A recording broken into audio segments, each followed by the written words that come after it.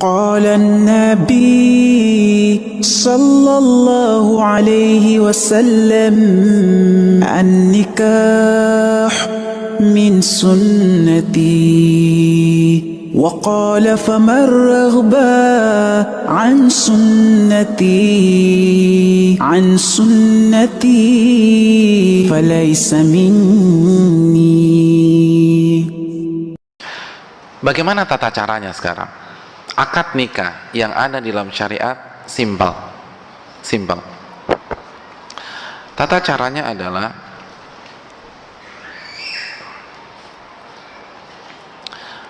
setelah semua unsur hadir, ada wali, ada calon mempelai laki-laki dan saksi,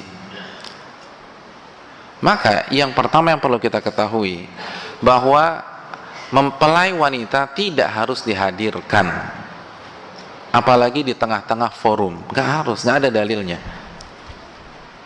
Bahkan jangan sampai mempelai wanita menjadi sasaran tembak mata-mata laki-laki pada saat itu. Khususnya ketika akad nikah, mempelai akan berdandan. Jadi kalau sudah jelas-jelas berdandan atau dirias, di make up, maka dijaga di tempat yang baik. Jangan sampai dipertontonkan, karena ini akan menjadi istri antum. Masa istri antum dilihatin oleh seluruh pasang mata yang hadir pada saat itu? Jadi sekali lagi tidak harus, bahkan kalau kondisinya demikian maka tidak dihadirkan di meja akad tersebut. Itu yang pertama. Jadi tinggal ada saksi, ada mempelai dan ada wali. Lalu hadirin yang dirahmati oleh Allah Subhanahu wa taala, acara dimulai dengan khutbatun nikah sebagaimana hadis Ibnu Majah. Ibnu Majah membuat bab khutbatun nikah, bab khutbah nikah. Dan hadis Ibnu Mas'ud, allamana Rasulullah sallallahu alaihi wasallam khutbatal hajah fin nikah wa ghairihi. Nabi sallallahu alaihi wasallam mengajarkan khutbatul hajah di pernikahan dan di selain momen pernikahan. Jadi sekali lagi disunnahkan untuk diawali dengan khutbatun nikah. Pertanyaannya, apa itu khutbatun nikah? Apa yang dimaksud khutbatun nikah? Apa arti khutbatun nikah? Hadirin, khutbatun nikah yang dimaksud sebagaimana hadis Ibnu Majah, hadis Abdullah bin Mas'ud, dan hadis-hadis yang ada dalam buku dan bisa dicek di Bulughul Maram karya Al-Hafidh Ibnu Hajar adalah innal hamdalillah nahmaduhu wa nasta'inuhu wa nastaghfiruh wa na'udzu billahi min syururi anfusina wa min sayyiati a'malina man yahdihillahu fala mudhillalah wa man yudlil fala hadiyalah. Asyhadu an la ilaha illallah wahdahu la syarikalah wa asyhadu anna Muhammadan abduhu wa rasuluh. Ya ayyuhalladzina amanu taqullaha haqqa tuqatih wa la tamutunna illa wa antum muslimun. Ya ayyuhan nasu taqu rabbakumul ladzi khalaqakum min nafsin wahidah wa khalaqa minha zawjaha wa batha minhuma rijalan katsiran wa nisaa'a wattaqullaha alladzi tasaaluna bihi wal arham innallaha kana 'alaikum raqiba. Ya ayyuhalladzina amanu taqullaha wa qulu qawlan sadida yuslih lakum a'malakum wa yaghfir lakum dhunubakum wa may yuti'illaha wa rasulahu faqad faza fawzan 'azima.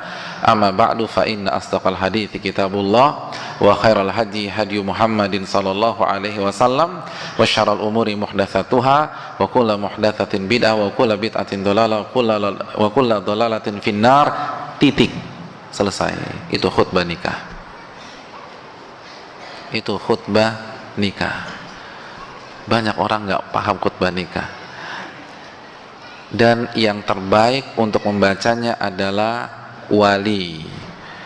Begitu titik sampai di sini, baru dia katakan, saya nikahkan putri saya Fulana binti Fulan dengan Fulan bin Fulan dengan mas kawin seperangkat alat sholat tunai. Saya terima nikahnya. Selesai pernikahan. Itu akad yang sesuai dengan syar'i. selesai. Jadi bukan, hadirin yang dirahmati oleh Allah, khutbah nikah akan disampaikan oleh Ustadz Fulan, itu bukan khutbah nikah, itu bukan khutbah nikah, itu nasihat,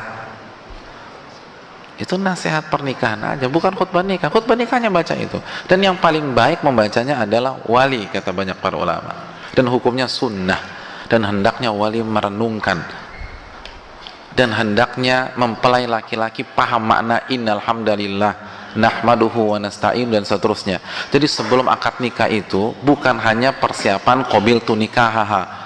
Kan biasa mempelai itu hafal qabil tu nikahaha, qabil tu nikahaha, qabil tu nikahaha, qabil tu nikahaha, saya terima nikahnya, saya terima. Apalagi ngafalin nama, apalagi nama calon mertua, itu kan susah banget. Nah, bukan itu sebenarnya nggak terlalu penting sih. Kalau dalam segi fikih ya, itu lebih baik kita renungkan makna khutbatun nikah, karena itu dalam maknanya, dalam. Innal hamdalillah nahmaduhu wa nasta'inuhu wa nastaghfiruh. Segala puji hanya milik Allah. Ini acara tidak mungkin tersenggala kecuali karena Allah. Kami memujinya.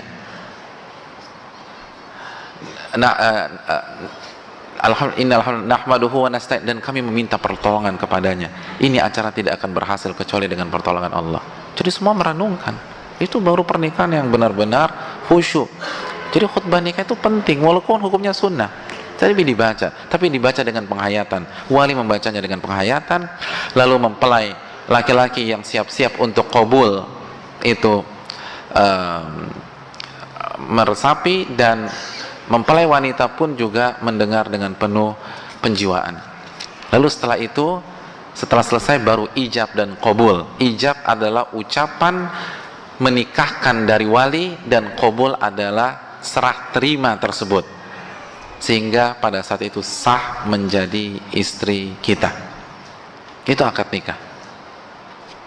Ustadz, kalau sekarang ada ceramah pernikahan, boleh apa tidak? Jawabannya boleh. Tapi yang paling baik itu yang paling baik jangan sampai terkesan itu khutbah nikah. Bukan itu khutbah nikah. Jangan mengesankan itu khutbah nikah, itu nasihat.